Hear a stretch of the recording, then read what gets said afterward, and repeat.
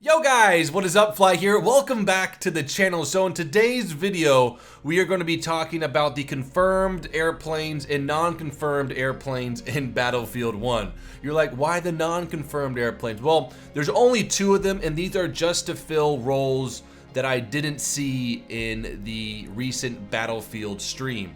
Such as, for an example, I saw a German Gotha bomber. So what could the British use as their bomber? But just some more info on how this video will work so we don't get confused is that we'll break each nation down into what I think will be the type of aircrafts each nation will have in the game, and that will be the top tier fighter, the two-seaters, and the bombers. Now, I'm not going to be covering the United States or Russia because both of those countries quote-unquote Air Force was heavily reliant on British and French aircraft. And then we'll talk about the Zeppelin L32, which I believe is the one I saw in the stream. And it's quite funny of how extremely scary Zeppelins were in the early portions of the war. Because before I took some history classes and some research, and majority of the people think of Zeppelins was the one that crashed in New Jersey, you know, where it went down in flames. But Zeppelin's early war were amazing war machines. So we'll talk about them. We'll talk about why they were so good. Why couldn't they shoot them down that easily? So let's go ahead and get started with the Brits. So the Brits' top tier fighter is the Sopwith Camel, that was introduced in 1917 with 5,490 being built. This was one of the most famous fighters of World War I, mainly because of how many planes it downed and because of its performance. But this plane downed 1,294 enemy planes over the course of the war. Some specs of the Camel is that it had one crew, it had two Vickers machine guns, and those clock in at 7.7 millimeters. That diameter round was used for a long time by the Royal Air Force through the Spitfires, the Hurricanes. I think the Hurricane Mark II-B with 12 7.7 millimeter machine guns. Its top speed was 113 miles an hour or 182 kilometers an hour. Its stall speed, which is very important for World War I dogfighting. Stall speed means when the aircraft loses lift, and at that speed you're able to perform amazing maneuvers to shake someone off your six or to get on someone's six. However, I'm concerned about the Battlefield 1's engine and its flight models, because in previous Battlefield games, the aircraft don't feel like aircraft. You feel like you're flying through jello. And me having a little bit of understanding of how planes work, I have a PPL or a private pilot's license.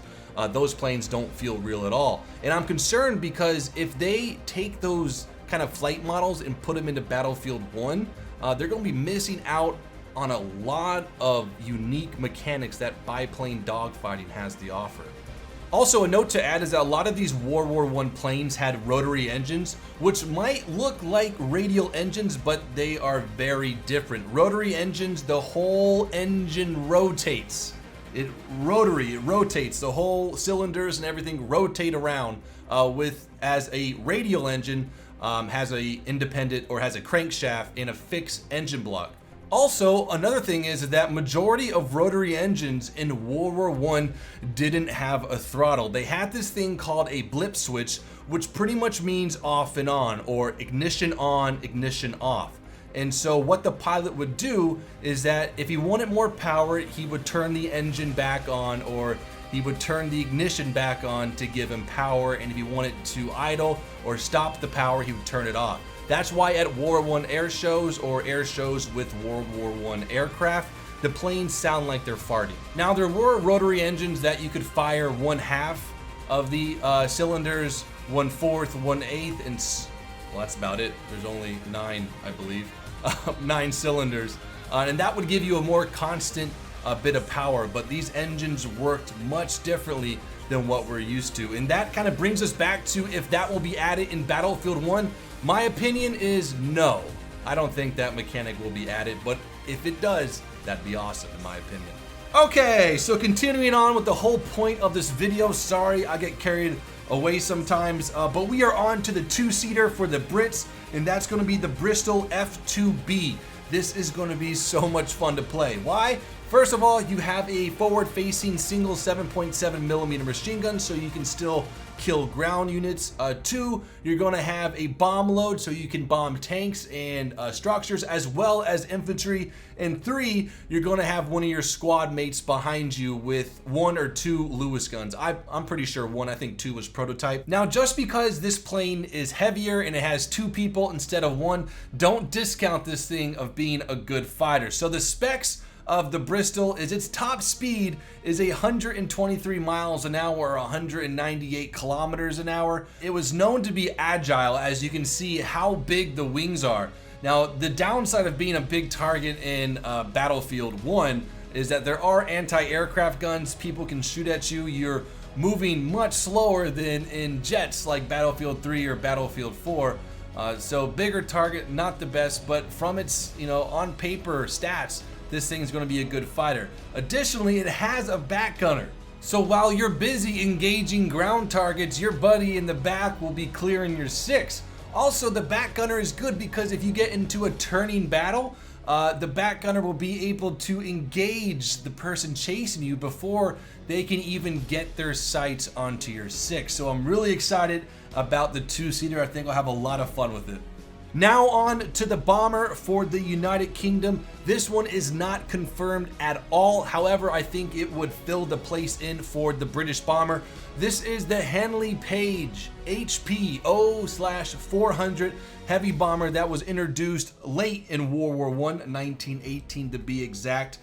For its time, it was the largest aircraft produced by the Royal Air Force / United Kingdom. The Handley Page was powered by 2 Rolls-Royce Eagle 8 V12 engines that put out each 360 horsepower, and combine that, math is awesome, 720 horsepower combined that this plane produced. A lot of horsepower for its time. Now, the bomb load was pretty impressive as well. It could carry 1,612-pound bombs. I know that does not make up 2,000 pounds of bombs, but they probably just ran out of room with the amount of bombs.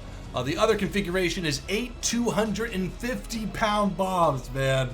Like, imagine a 250-pound bomb being dropped on one of those World War I tanks. It's even the shrapnel from that bomb would pierce that armor, no problem.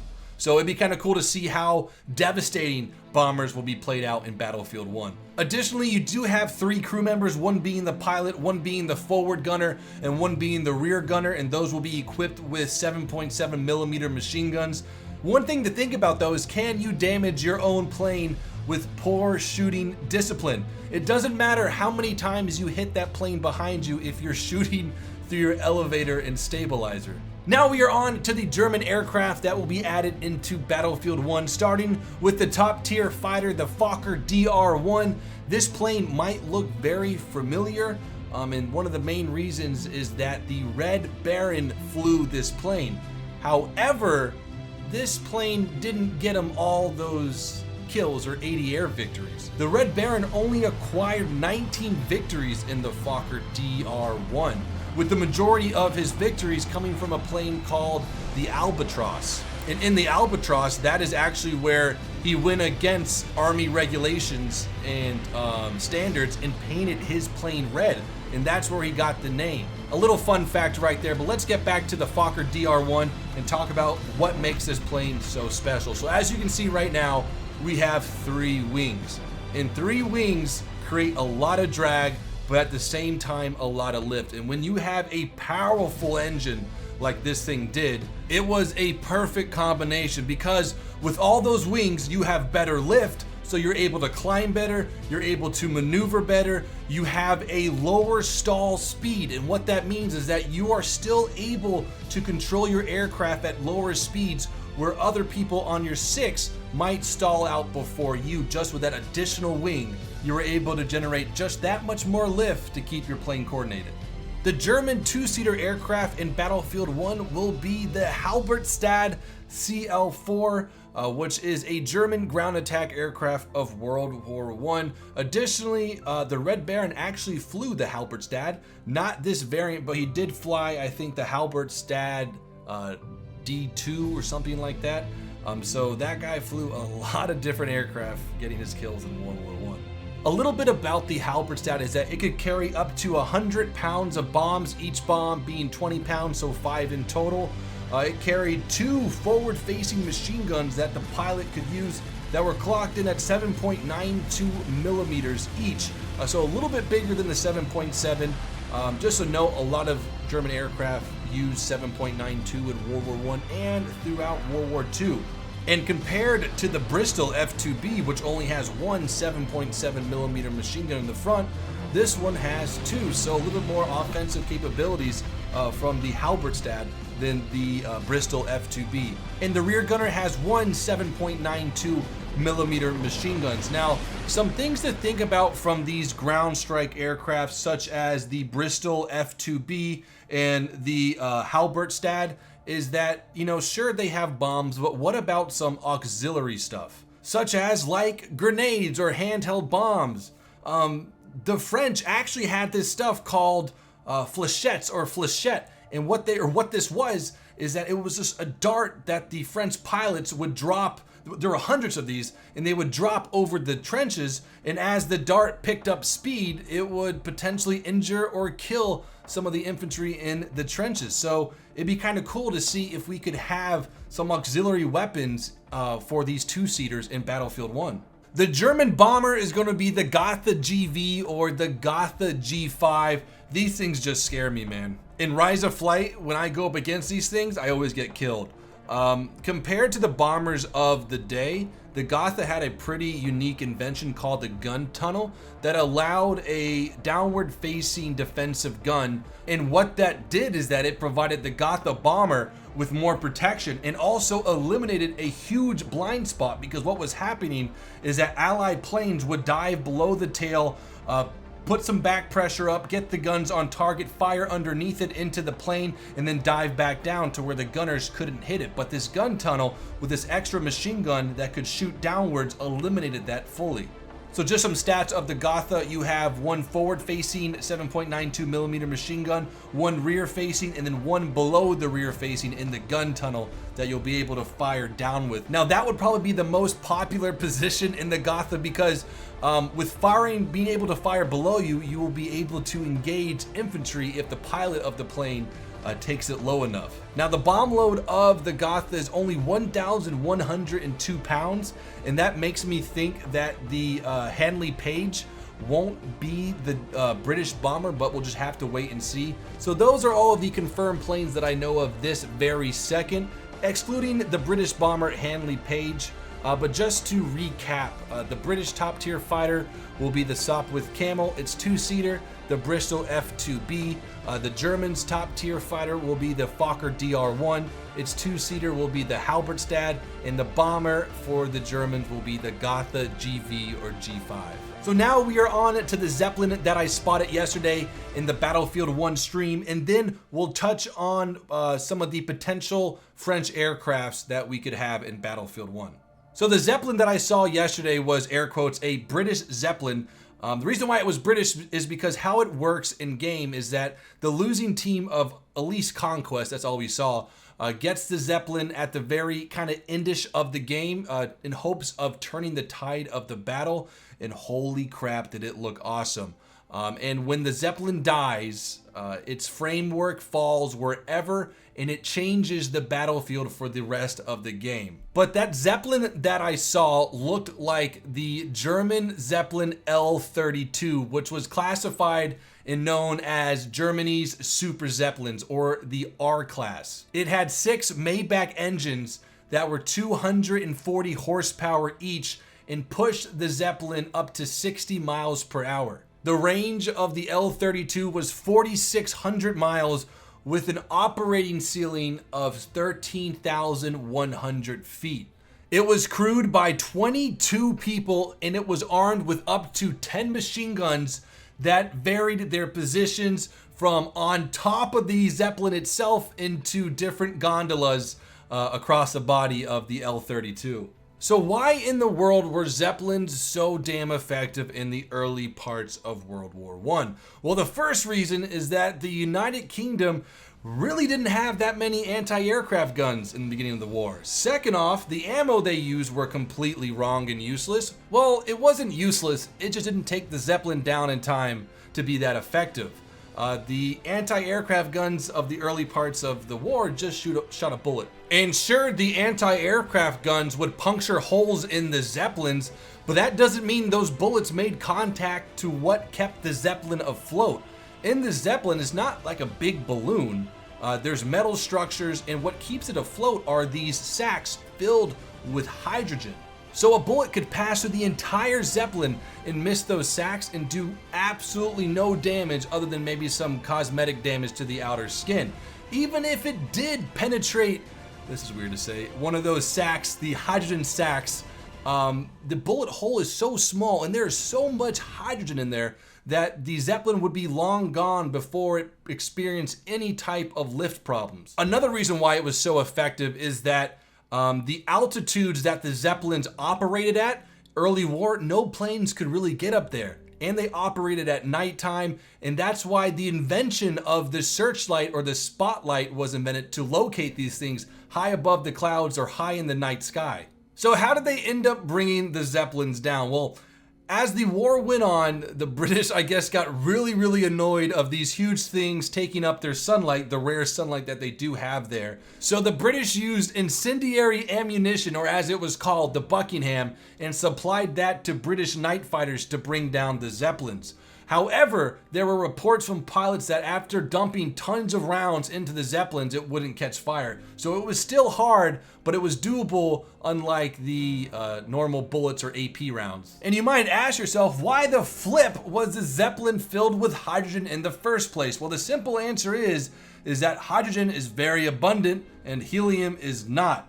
And one of the main reasons of the Hindenburg disaster, a Zeppelin, was because the United States didn't want to sell helium as it was so rare, and they were, protecting their assets for the future. Okay, last but not least, let's touch on the French aircraft. Now, I don't know if they're going to add French aircraft or not, but come on, you have to add the SPAD. So that is the first top tier fighter, the SPAD or SPAD S8. This is one beast of a World War I fighter. This thing's clocked in at top speed 119 miles an hour or 192 kilometers an hour.